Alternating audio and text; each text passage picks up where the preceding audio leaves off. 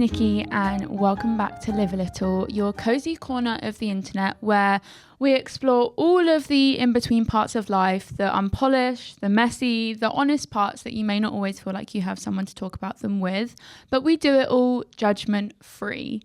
So for today's topic, I wanted to talk about the importance of having varied friendships in your life.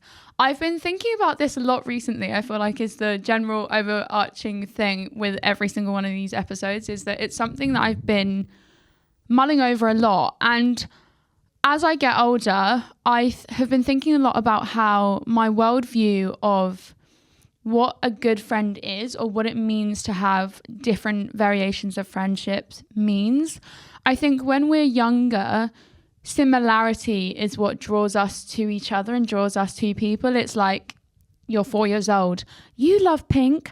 I love pink. Let's be best friends. But then as you get older, obviously the depth that people have becomes deeper and deeper, and life experiences and cultures and upbringings and whatever else it may be widens and deepens that gap between you and others. And I think it can be in obviously not necessarily always a great way, because if they are unethical views or just not great life views or beliefs, then of course that can be, make or break. But I believe that if they are ethical differences in outlooks or beliefs in life or whatever it may be, I think that can actually be really important to keep you growing as a person and to challenge your perception of like what you know, because ultimately in life we just know what we know to be true, and that isn't right and wrong. Like our perception of, I don't know, religion or our priorities or whatever it may be can be vastly different to another of our friends, but that doesn't mean that they can't both be true and exist at the same time. And so as I'm getting older, I'm realizing that having variations in your friendship group is super important to challenge you and keep you grounded and to grow your mindset in lots of different ways. Friendships shouldn't all look the same. And if I reflect on what my friendship group looks like now, not one of us have the same ethnicity even. Not one of us have the same kind of family lifestyles.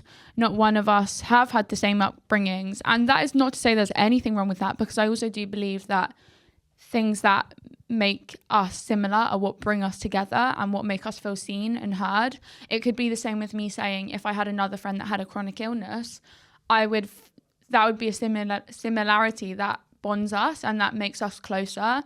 And it makes things easier. And I think, though I say that having friends with different worldviews and different backgrounds is really important to challenge you, equally, sometimes you don't want to be challenged and you do want someone to just hear you and see you and understand you. So I think having both is really important because it makes life easier if they have the same perception as you, because there's a lot of unspoken things that you don't need to talk about because you just get it and you see each other. It could be as simple as, for me, quite a lot of my friends' parents are no longer together, and I am very lucky that my parents are still together, but obviously I haven't been enlightened in what it is like to have parents that aren't together, and some of them can relate on that themselves and I can't.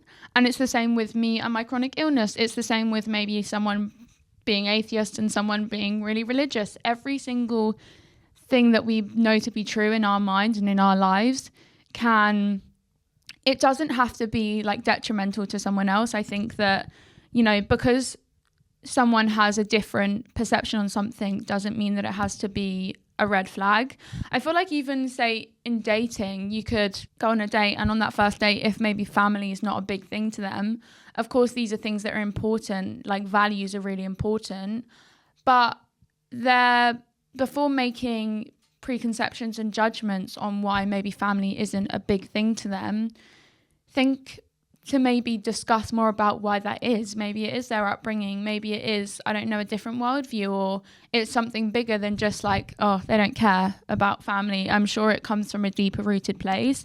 And I think it's really important to have relationships like that shape you without announcing themselves as life-changing. They just you can discuss things openly without it causing friction. And actually, majority of my friends, especially in my like girl group of friends, we will often sit like around a table and discuss different things. I was talking with one of my close friends about pretty privilege and what that means to be someone that grew up having it, which my friend did, and me being someone that didn't, and how we can both go through similar things but also different things, and then discuss what would be good or bad for either side. And I think it's so important to be able to have that rapport with people in your close circle and relationships in your life to allow yourself to grow. It's all enlightenment.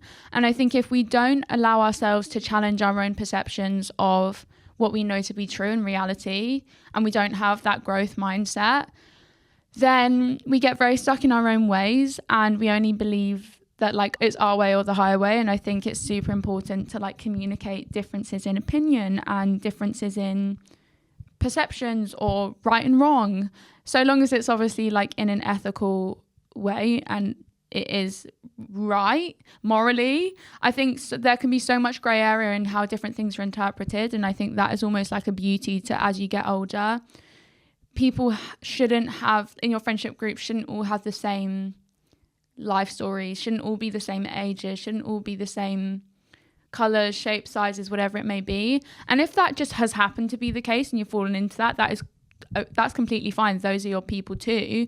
But I do think that when we step outside of ourselves and what we know, that is where we will learn so much in life, because it's stuff that we would have never maybe thought about before. So I think when we're young, we form friendships around similarity and commonality. This is same school, same routines, same humor, same phase of life. But then, and those friendships matter. They matter deeply because they hold you, especially when you are trying to figure out who you are. And commonality is a massive part of empathy. But equally, as you get older, I think things start to shift, and you do meet more people that don't mirror you, whether it's colleagues or it's, I don't know, even your partner or whoever it may be, just even someone that you start talking to on the train, like on your commute to work. And it's people with different upbringings, different family dynamics, different struggles, different beliefs, different ways of essentially seeing the world. And at first, that difference can be uncomfortable because it's something that you haven't encountered before necessarily, because it quietly kind of forces you to realize that your experiences aren't universal, and what you thought was normal is actually just familiar to you. But I also think there is something really helpful to know that you will never have life figured out, because there is always more to know. Even the smartest, most knowledgeable person in the world will always not know enough about things, because it's endless.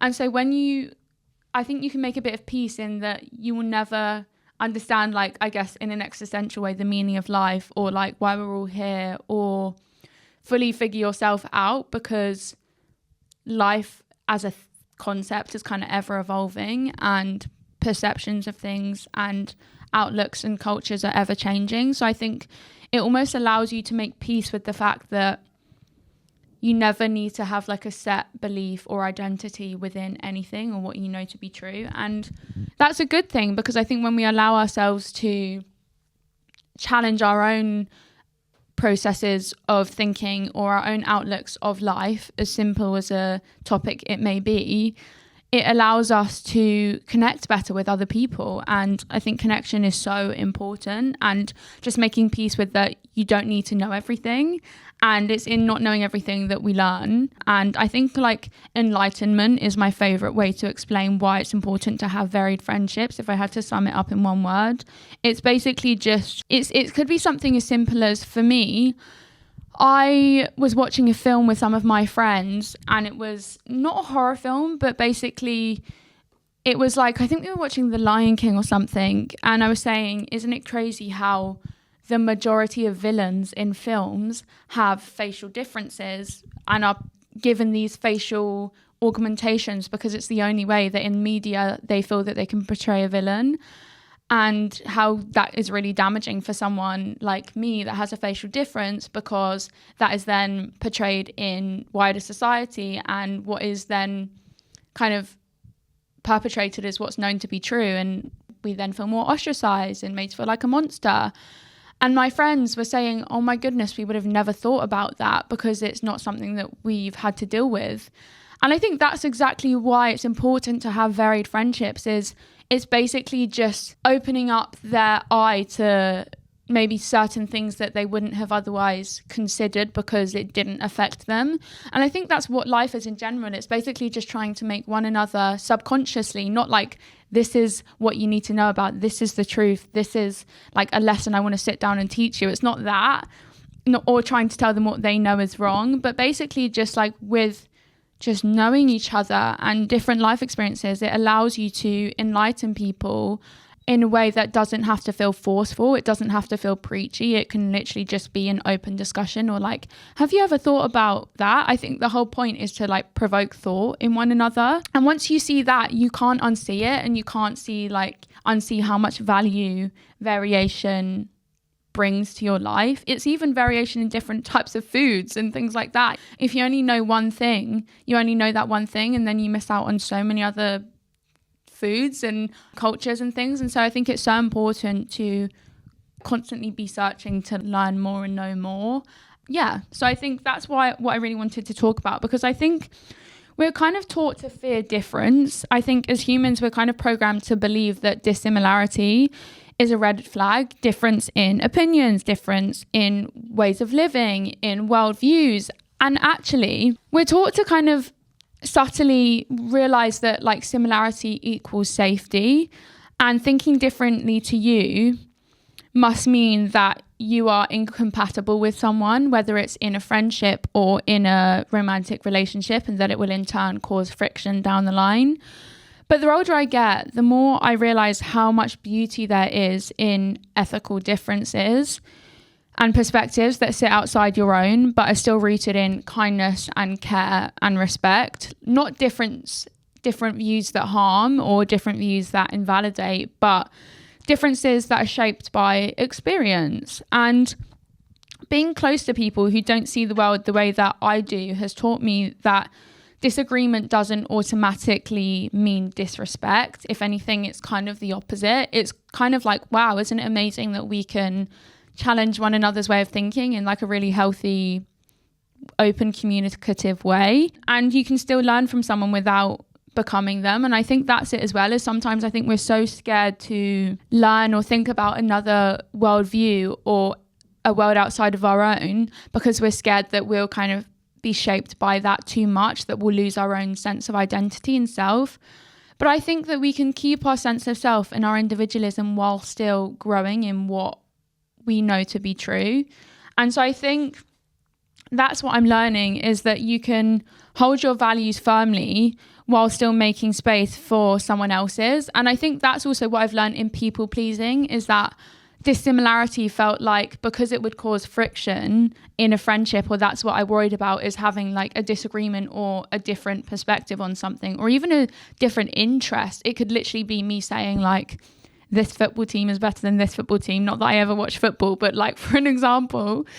And if you disagree, I would then be like, oh yeah, no, I didn't mean that. I agree with you. And I would completely shrink what I actually truly believed. Or it could be the same as like someone preferring Taylor Swift to, I don't know, Ariana Grande. Like that can just be an open, like we agree to disagree, like back and forth discussion, rather than it being like we have to end this friendship here, because that's silly. And everyone is going to have different perceptions of everything, because there is only one of us. And I think that's what I've learned, is that people pleasing doesn't have to mean that you can't have your own opinions and your own outlooks and views on life, because every single thing we do, one decision we make today will change our perception on something to like one of our friends. And so that's what I'm learning, is that actually people pleasing can be a really negative thing, because that's when you lose your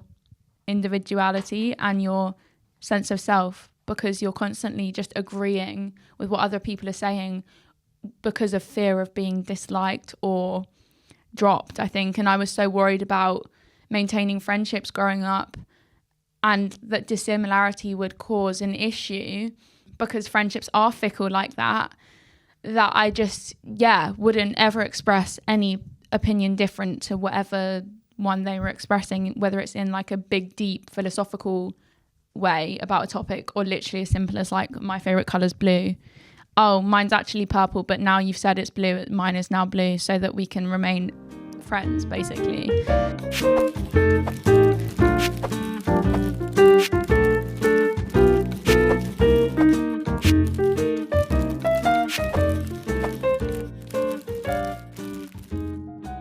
So I think, the whole thing is like small differences can shape you, and sometimes those differences aren't abstract at all. They are simple.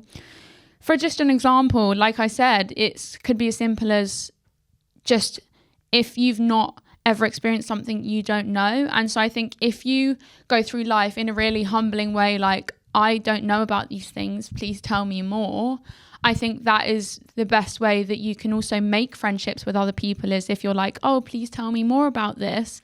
Some of the best conversations I've had, especially with strangers, have been when we're talking about a random topic. And maybe I've had like cab drivers who've talked to me about growing up in India, and I'm Indian, but I have a very different perception of what being Indian means, because I didn't grow up in India. I grew up in the UK in more westernized culture, and they grew up in India in the thick of being an Indian culture and what that must mean. And so it's literally just filling that gap of like, well, what are those things that make both different? And I think when you can almost have like a healthy like back and forth of almost like tennis of like, oh, this is my perception of it, what's yours? That actually can leave such room for some of the most meaningful like and poignant and like philosophical conversations that you will have with your friends. And I think it allows you to connect with people so much more deeply than just like surface level conversation. And I feel like it makes life more meaningful in general. I think also dissimilarity can affect trust. I think we've learned that if you're dissimilar to someone, it can affect our attachment, our conflict, and our way that we go about love.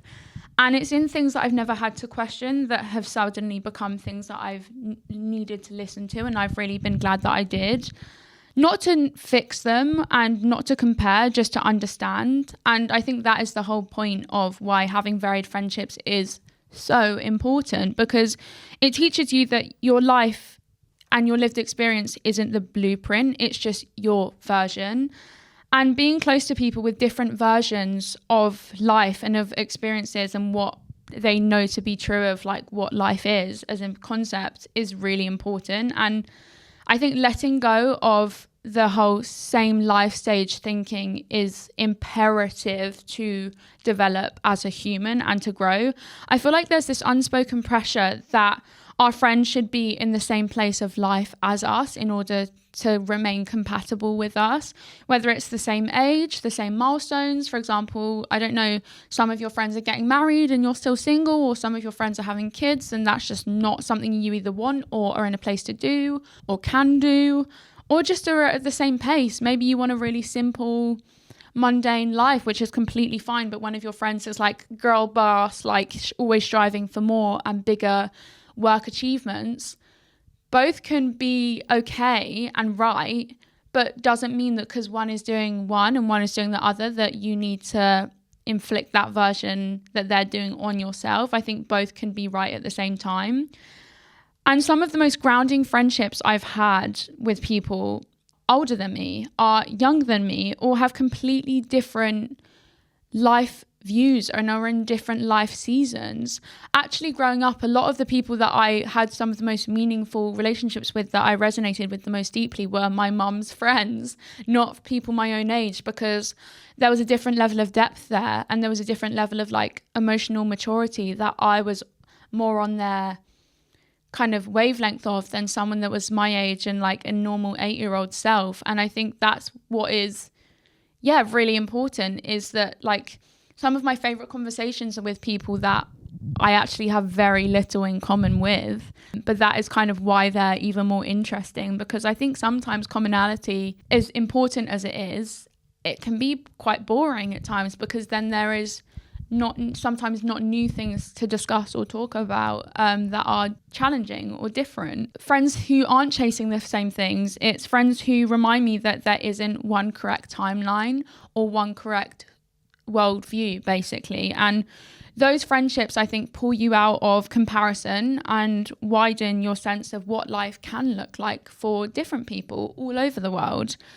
And so we live in a culture where friendship is often, I think, romanticized massively and fantasized, and that friendship groups should all look the same, and you are someone's person if you have loads to connect on.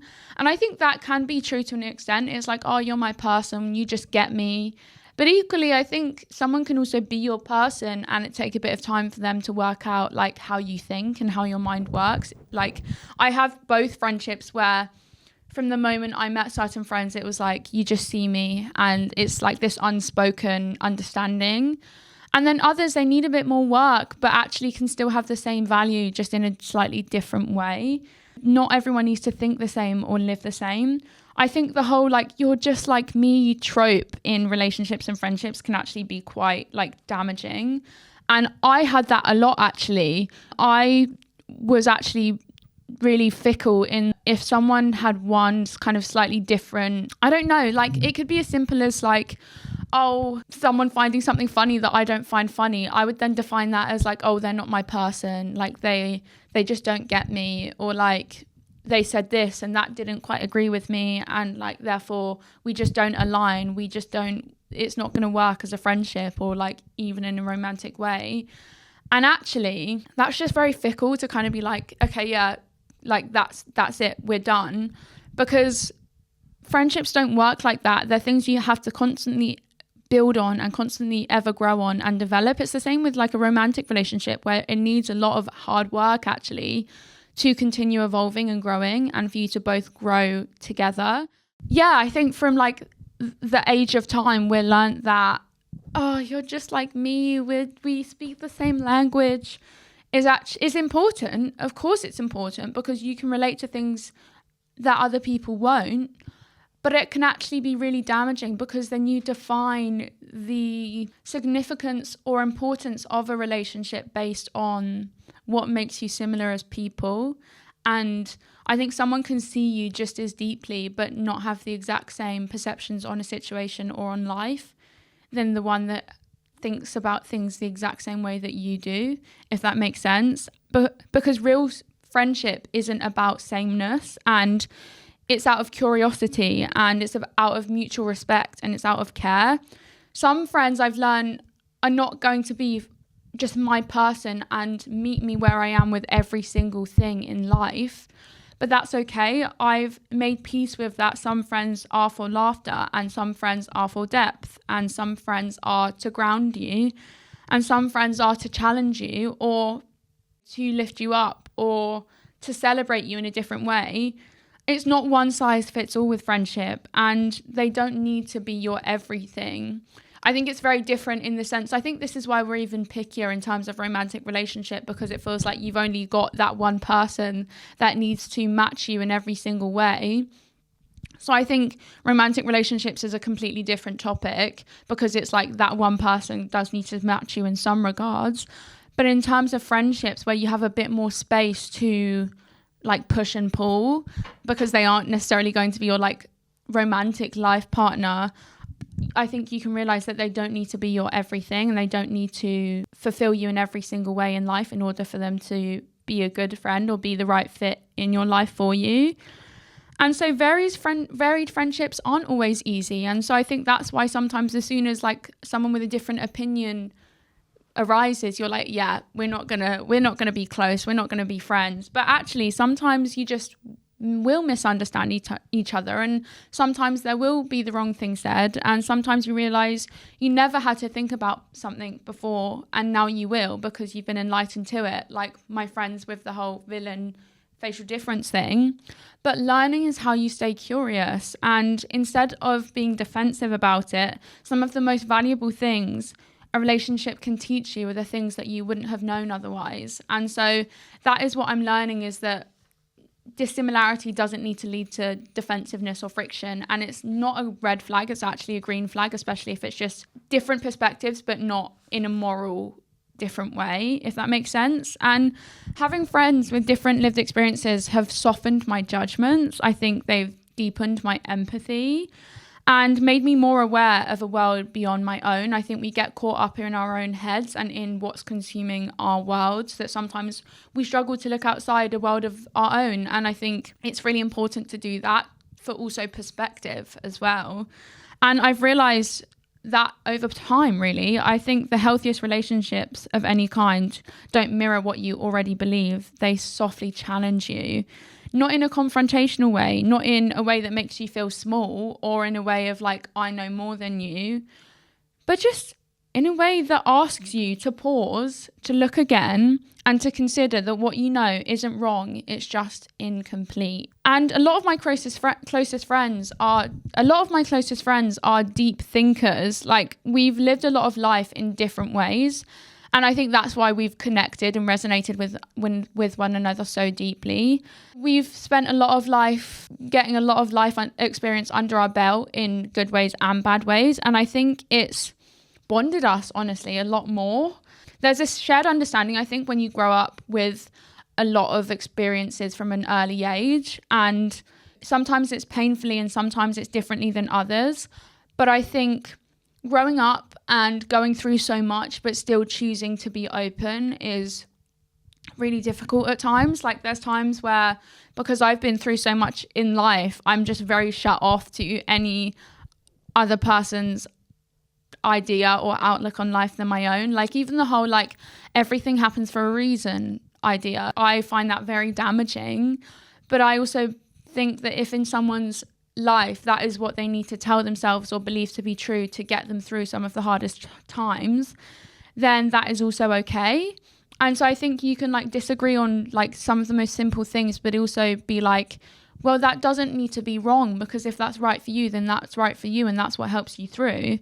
And so I think staying open anyway in a time where life is at its utmost challenging and where it'd be a lot easier to just close off like outlook to the world and our mindset and not grow in like the way we think would be a lot easier. I think it's actually really special, and like it takes a lot to just stay open to different perspectives, especially if you've been burned by people in the past and maybe damaging perspectives, because not all different perspectives are good. And that's what I want to kind of separate, is that like, that's why I say they're like ethical differences, because they are differences that don't harm anyone, that don't damage anyone, that don't invalidate anyone, but can still ring true in their own lives or just make you know about something you otherwise wouldn't have. So I think there definitely needs to be a distinction, because one is definitely a red flag, but the other isn't. And I think making that distinction in life is super important with navigating where the value in a friendship or a relationship comes from, or where you believe it doesn't, basically.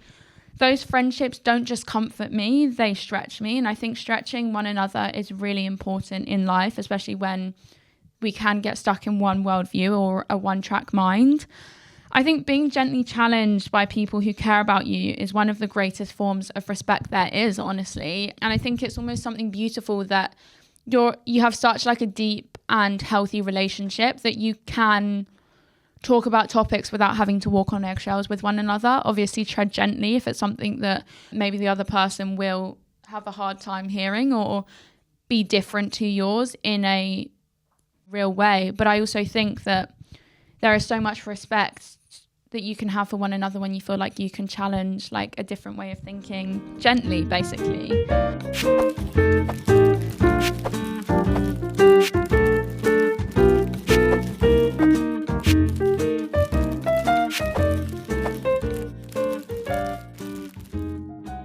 And so, yeah, that's kind of what I wanted to say, is that varied friendships is super important because it leads you down so many other roads that you otherwise wouldn't have even like turned the corner to. It basically takes you on detours to look at landscapes of things you otherwise wouldn't have even looked at, because you wouldn't have even taken that road. And I think that is in some of the best experiences in life that will happen, is when you take detours of things that you never intended to in the first place, because it was something that you didn't know prior.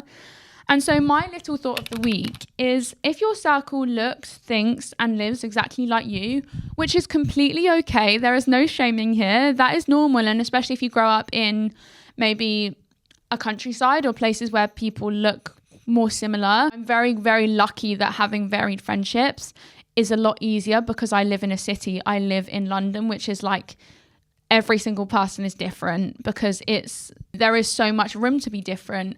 So I also completely understand where if you've not been given room to be allowed to be different, then it makes complete sense that is reflected in your friendship groups or in your relationships with others. Because I am so lucky, especially looking the way that I do, having a facial difference, that I live somewhere where they are slightly more open, like London. Of course, every place has its faults, but I know I'm really lucky in that. And so I think I really understand that having one worldview or one perception or one thing that is known to be true can completely be because of how you've been brought up or where you live or whatever it may be. But I think that's where the internet is great, because even if you may not necessarily have that in your real life, then you can also try and explore that where you may not feel like you have it anyway. I think basically what I'm saying is just having varied relationships throughout all of your life and varied outlooks is super, super important.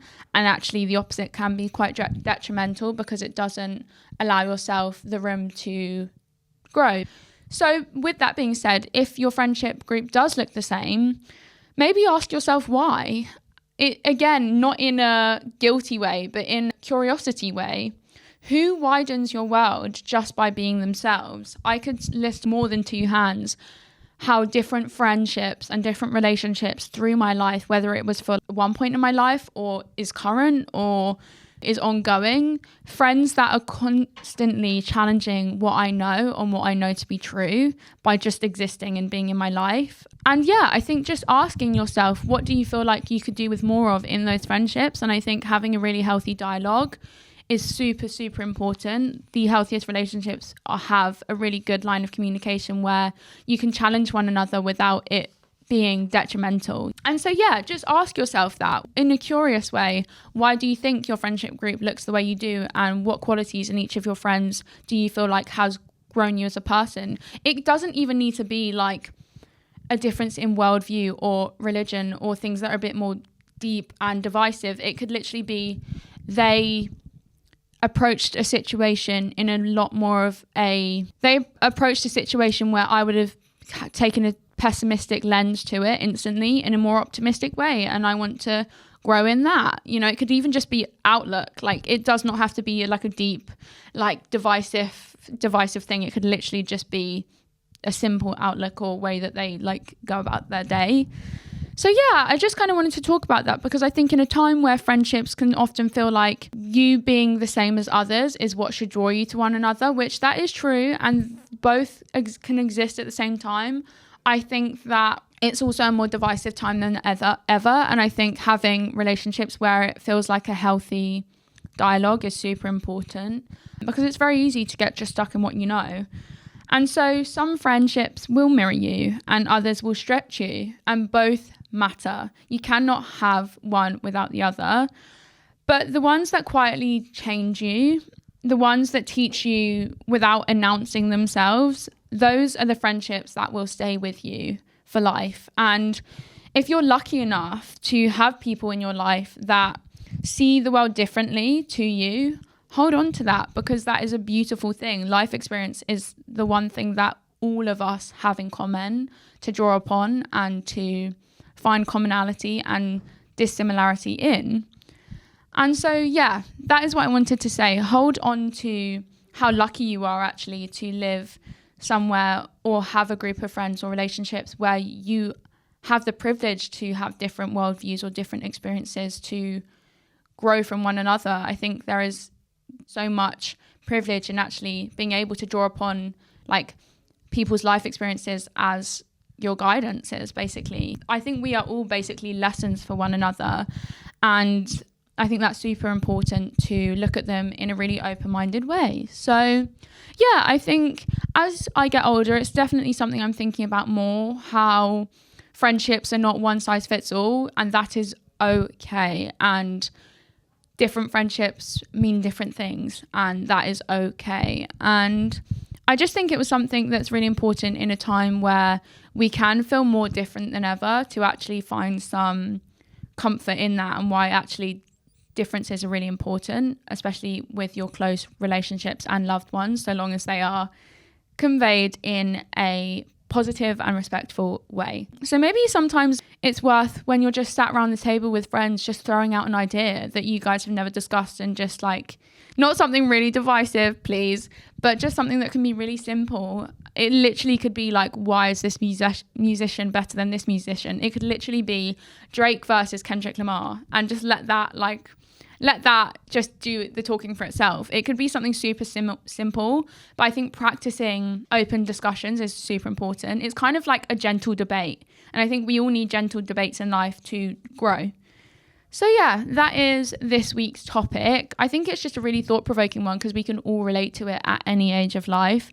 And friendship and what it's defined by, and what it's defined by being important about, is really important at different ages. So yeah, with that being said, as always, be kind to yourself and live a little.